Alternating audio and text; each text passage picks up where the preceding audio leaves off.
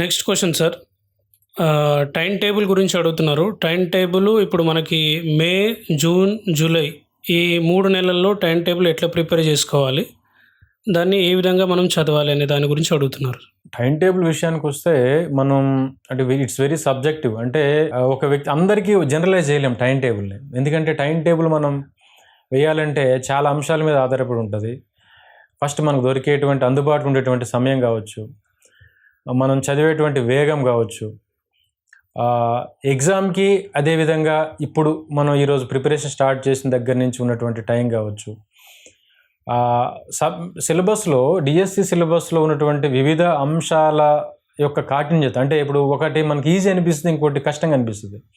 ఇప్పుడు మనకి content easy అనిపించవచ్చు, కరెంట్ అఫైర్స్ లేకపోతే పర్స్పెక్టివ్స్ ఇన్ ఎడ్యుకేషన్ కష్టం అనిపించవచ్చు.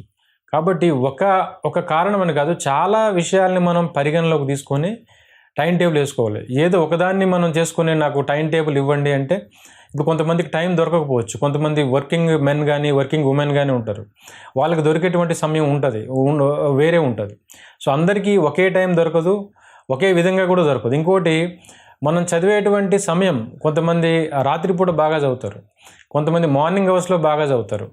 మార్నింగ్ అవర్స్లో వాళ్ళు చాలా ఇంట్రెస్ట్ చదువుతారు, కొంతమంది రాత్రిపూట చాలా ఇంట్రెస్ట్ చదువుతూ ఉంటారు. నాకు తెలిసి కూడా మా ఫ్రెండ్స్ కొంతమంది ఉన్నారు, వాళ్ళు రాత్రిపూట బాగా చదివే వాళ్ళు కొంతమంది ఉన్నారు, రాత్రిపూట ఎర్లీగా పడుకొని మార్నింగ్ అవర్స్లో బాగా చదివే వాళ్ళు ఉన్నారు. కాబట్టి టైం టేబుల్ అనేది పూర్తిగా ఒక వ్యక్తి యొక్క అవసరాలను బట్టి, అతనికి అందుబాటులో ఉండే టైంని బట్టి, అతను ఏ టైంలో ఏ సబ్జెక్టు చదివితే అతను కంఫర్ట్గానో లేకపోతే ఏ సమయంలో ఏ సబ్జెక్ట్ చదవడానికి అతను ఇష్టపడతాడో దాన్ని బట్టి ప్రతి ఒక్కరు కూడా వాళ్ళకు అనుగుణంగా టైం టేబుల్ వేసుకోవాల్సి ఉంటుంది. అయినప్పటికీ కూడా నేను నా యొక్క అనుభవాన్ని దృష్టిలో పెట్టుకొని నేను ఎలా టైం సెట్ చేసుకున్నాను అనేది నేను చెప్తాను. కాబట్టి ప్రతి ఒక్కరు కూడా ఎవరైనా ఒక టైం టేబుల్ని వేసుకోవాలనుకుంటే టైం టేబుల్ వేసుకునేటువంటి ముందు మనకు ఉన్నటువంటి అందుబాటులో ఉన్నటువంటి సమయం ఎంత, అదేవిధంగా ఎగ్జామ్కి ముఖ్యమైన విషయం, ఎగ్జామ్కి ఇంకెంత టైం ఉంది, మనకు అందుబాటులో ఉన్నటువంటి సమయంతో పాటుగా ఇంకా ఎగ్జామ్కి ఎన్ని రోజుల్లో ఉంది, ఇన్ని రోజుల్లో మన సిలబస్ ఎంత ఉంది, ఈ సిలబస్ని మనం ఇన్ని రోజుల్లో డివైడ్ చేసుకుంటే ఎన్ని రివిజన్స్ ఇవ్వగలుగుతాం, ఇలాంటి అన్ని విషయాల్ని దృష్టిలో పెట్టుకొని మనం టైం టేబుల్ వేయాల్సి ఉంటుంది. ప్రిపరేషన్లో టైం టేబుల్ కూడా చాలా ఇంపార్టెంట్ అండి. ఎందుకంటే మనం ఎన్ని రివిజన్స్ ఇవ్వగలుగుతాం, ఎందుకంటే మనం ఎక్కువ రివిజన్స్ ఇచ్చినప్పుడే ఎగ్జామ్లు కూడా తక్కువ తప్పులు చేస్తాం.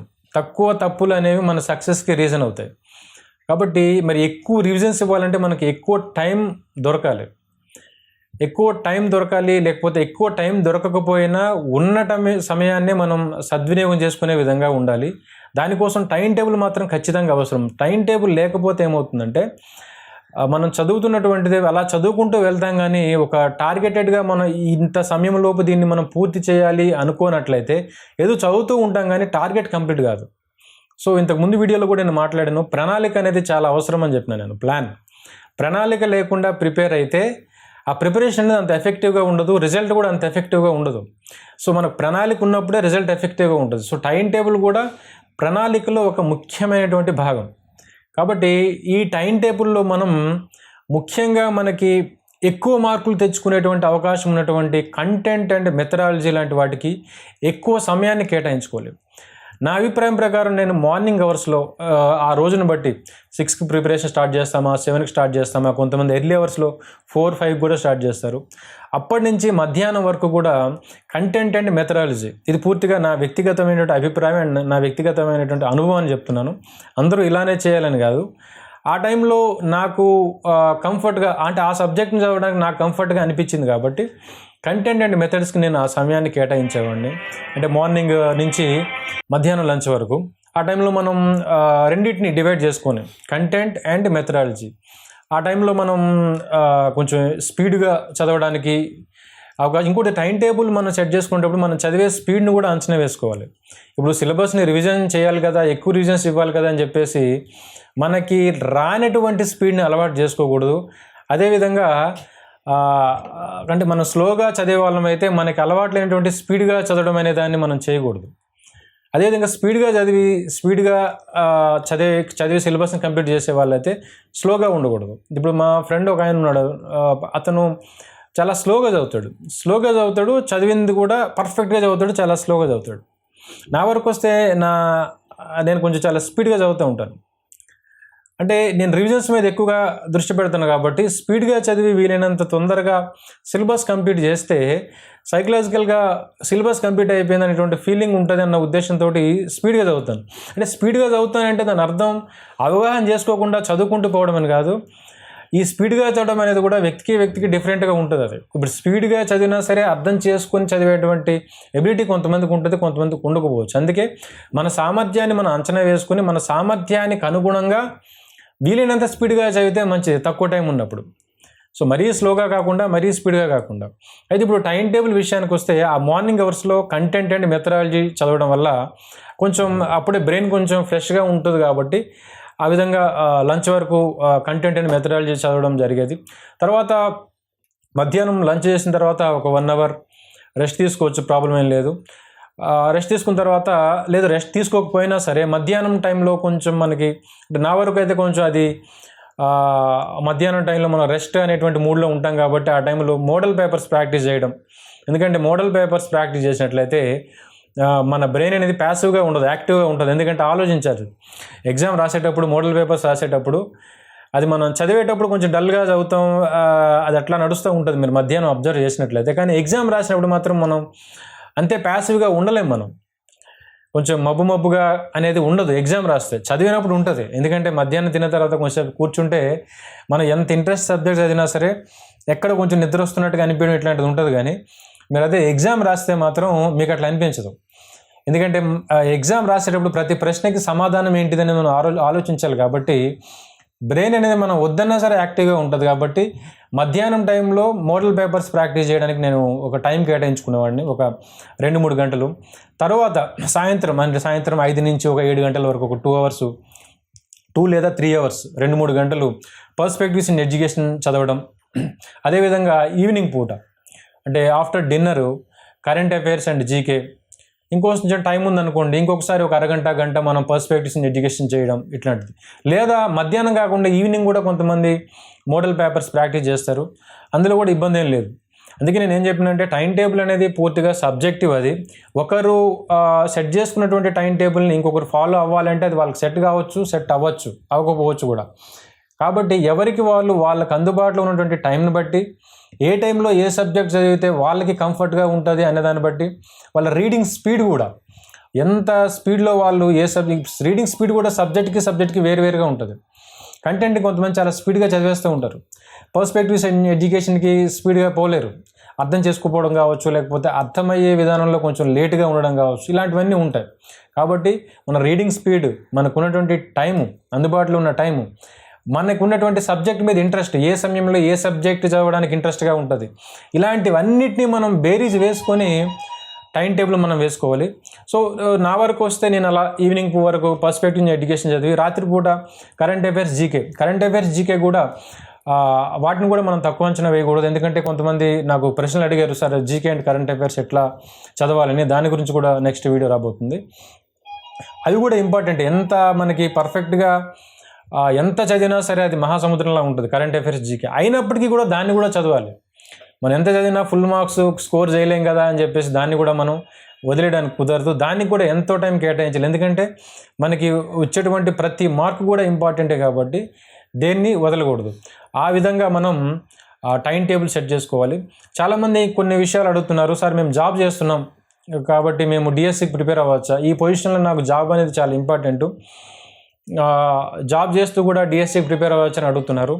ఖచ్చితంగా ప్రిపేర్ అవ్వచ్చండి. ఎందుకంటే మనం ఎంత జాబ్ చేసినప్పటికీ కూడా ఒక 8 అవర్స్ టైం అయితే దొరుకుతుంది నాకు. కాకపోతే కొంతమంది గృహిణులు లాంటి వాళ్ళు ఉంటే మాత్రం వాళ్ళు జాబ్ చేసినా మళ్ళీ ఇంటి దగ్గర పని చేయాల్సి ఉండొచ్చు, లేదా వర్కింగ్ మెన్ కూడా వాళ్ళు జాబ్ చేసినప్పటికీ కూడా ఇంట్లో కూడా ఏమైనా పనులు ఉండొచ్చు. కాబట్టి మనం ఎవరి యొక్క పరిస్థితులు ఎట్లా ఉన్నాయో మనం చెప్పలేం. కానీ జాబ్ చేస్తూ కూడా మీకు కంఫర్ట్గా ఒక 8 అవర్స్ దొరికితే, అంటే 8 అవర్స్ అని కాదు, 8 అవర్స్ కంటే తక్కువ దొరికినా సరే ప్రిపేర్ కావచ్చండి.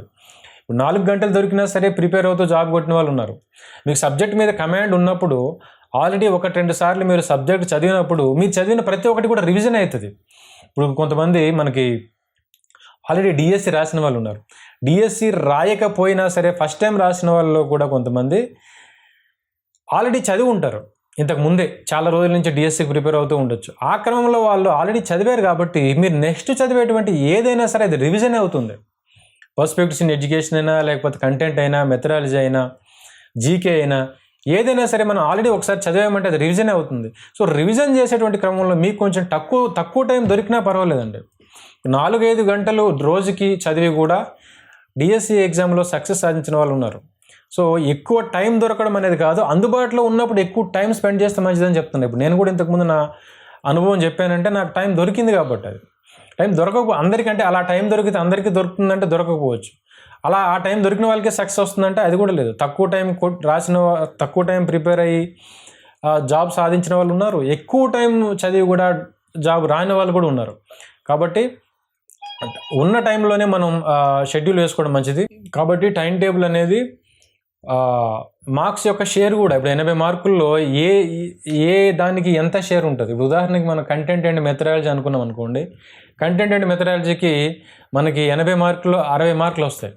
కంటెంట్ 44, మెథడాలజీ 16 మార్కులు. అదేవిధంగా జీకే కరెంట్ అఫైర్స్ 10 మార్కులు, పర్స్పెక్టివ్స్ ఇన్ ఎడ్యుకేషన్ 10 మార్కులు. సో ఓవరాల్గా ఉండేటువంటి మార్కుల్లో వాటి యొక్క భాగానికి అనుగుణంగా మన యొక్క టైం, మనకు దొరికేటువంటి టైంను కూడా మనం సెట్ చేసుకోవాలి. ఉదాహరణకు 5-10 మార్కులు వచ్చేటువంటి దానికి మీరు రోజుకి 5 గంటలు చదివారు అనుకోండి, అది తెలివైన నిర్ణయం అనిపించుకోదని నా భావన. 60 మార్కులు వచ్చేటువంటి కంటెంట్ మెథడాలజీకి మీరు రోజుకు 2-3 గంటలే చదివారు అనుకోండి, ఖచ్చితంగా అది సరైనటువంటి ప్రణాళికని కాదని నా అభిప్రాయం. కాబట్టి మార్క్స్ యొక్క ఎక్కువ మార్కులు ఎక్కువ క్వశ్చన్స్ దేంట్లోంచి వస్తాయి, అదేవిధంగా ఎక్కువ మార్కులు మనం దేంట్లోంచి తెచ్చుకోవచ్చు అనే దాన్ని బట్టి కూడా డిపెండ్ చేసుకొని మనం టైం టేబుల్ వేసుకోవాలి. ఇప్పుడు నేను ఇంతకుముందు చెప్పినట్టుగా మార్నింగ్ ఇంచుమించుగా ఒక 6 to 7 hours కంటెంట్ అండ్ మెథడాలజీకే స్పెండ్ చేసాం. రోజుకి ఒక 12 నుంచి 13-14 గంటలు చదువుతున్నామంటే దాంట్లో మెజారిటీ టైం, ఇప్పుడు 80 మార్కులు 60 మార్కులు ఉన్నాయంటే ఇంచుమించుగా ఖచ్చితంగా మన 60-70% మన సమయాన్ని కూడా దానికే కేటాయించాలి, ఎక్కువ మార్కులు వస్తాయి కాబట్టి. అది అలా అని చెప్పేసి వీటిని పూర్తిగా వదలమని కూడా కాదు. పర్స్పెక్టివ్స్ ఇన్ ఎడ్యుకేషన్ ఉంది, దాంట్లో కూడా 10 మార్క్స్ వస్తాయి, 20 క్వశ్చన్స్. సో అది కూడా వెరీ ఇంపార్టెంట్. సో దానికి కూడా మనం ఖచ్చితంగా వచ్చేది కూడా అది.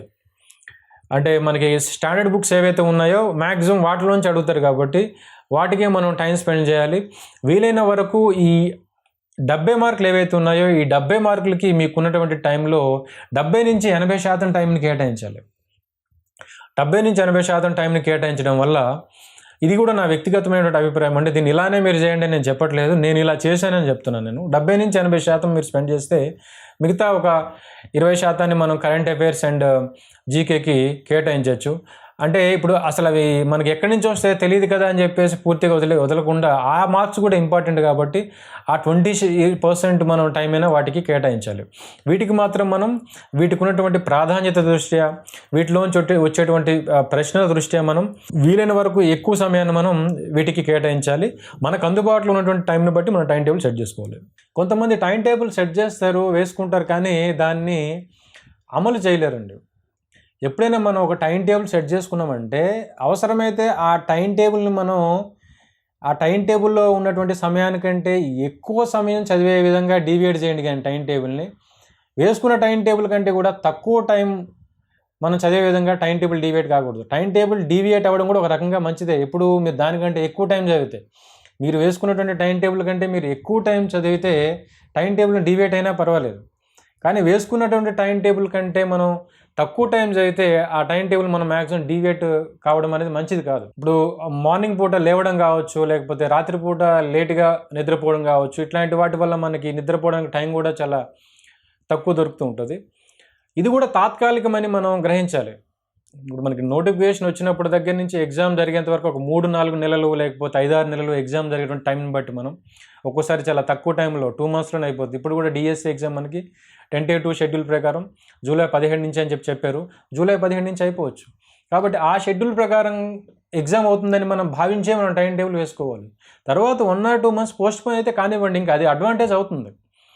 1 నెల 2 నెలలు మనకి పోస్ట్పోన్ అయితే మంచిదే, కానీ పోస్ట్పోన్ అవుతుందేమో అనేటువంటి ఉద్దేశంతో మనం టైం టేబుల్ వేసుకోకూడదు. ఇప్పుడు ఇంకో 2 నెలలు పోస్ట్పోన్ అవుతుందేమో అని చెప్పేసి 4 నెలలకు సరిపడే టైం టేబుల్ వేసుకోవడం కంటే, అంటే కొంచెం మెల్లగా నెమ్మదిగా చదువుతానని కాకుండా ఈ 2 నెలల్లోనే ఎగ్జామ్ అవుతుంది అనేటువంటి భావించి మనం టైం టేబుల్ వేసుకోవాలి. సో ఈ క్రమంలో మనకి నిద్ర సరిపోకపోవడం ఇలాంటివి ఉంటాయని చెప్పేసి మనం ఆరోగ్యాన్ని కూడా మనం దృష్టిలో పెట్టుకోవాలి. అయినప్పటికీ కూడా ఇది తాత్కాలికమే అయినప్పటికీ ఒక 2-3 నెలలు మనకు అసౌకర్యంగా ఉన్నా నిద్ర తక్కువైనా సరే ఇది తాత్కాలికంగా ఉండేది కాబట్టి, ఎందుకంటే మనం జీవితాంతం మనం ఇదే టైంలో మనం స్పెండ్ చేయం. ఆ ఎగ్జామ్ రాసేంత వరకు మాత్రమే మనం ఇలాంటి షెడ్యూల్ మనం ఫాలో అవుతాం కాబట్టి, టైం టేబుల్ని కానీ మనం చదివేటువంటి గంటలను కానీ ఈ టైం అంతా మనం ఫాలో అవుతాం కాబట్టి, ఇది తాత్కాలికమైనటువంటి అనే విషయాన్ని గ్రహించి మనం ఆ టైం టేబుల్ని డీవియేట్ కాకుండా ఉంటే మంచిది. ఎందుకంటే మీరు టైంను బాగా సద్వినియోగం చేసుకొని బాగా రివిజన్స్ ఇచ్చారనుకోండి, అనుకోకుండా మీలో ఒక ఆత్మవిశ్వాసం పెరుగుతుంది. మీరు ఎక్కువ రివిజన్స్ ఇవ్వడం వల్ల మీరు వద్దన్నా సరే ఆత్మవిశ్వాసం వస్తుందన్నమాట. అందుకే టైం అనేది కూడా చాలా ఇంపార్టెంట్.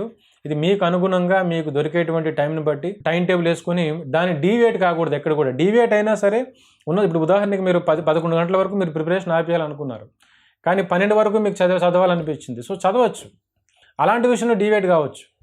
కానీ ఇప్పుడు మనకి 11 గంటల వరకు అవుతుంది, లేకపోతే క్రికెట్ లేదు, ఏదో టీవీ లేదు, మ్యాచ్ వస్తుంది, 6-7 గంటలకే మనం ఆపేసి మ్యాచ్ చూస్తాం. ఆ విధమైన ఆ రకమైన డీవియేషన్ ఏదైతే ఉంటుందో దానివల్ల అయితే మంచి రిజల్ట్ రాదు. సో ఈ రకంగా మనం టైం మేనేజ్మెంట్ చేసుకోవాలి. టైం మేనేజ్మెంట్లో మనకి మోడల్ పేపర్స్ కూడా టైం స్పెండ్ చేసుకోవాలండి. అంటే మొదటి నుంచి throughout from the beginning model papers practice చేస్తే మంచిదే. లేదు మొదటి నుంచి ఎందుకు అని అనుకుంటే కనీసం లాస్ట్ ఒక నెలన్నర నుంచి అయినా సరే ఎవ్రీడే కూడా మోడల్ పేపర్కి మీరు టైం పెట్టుకోండి.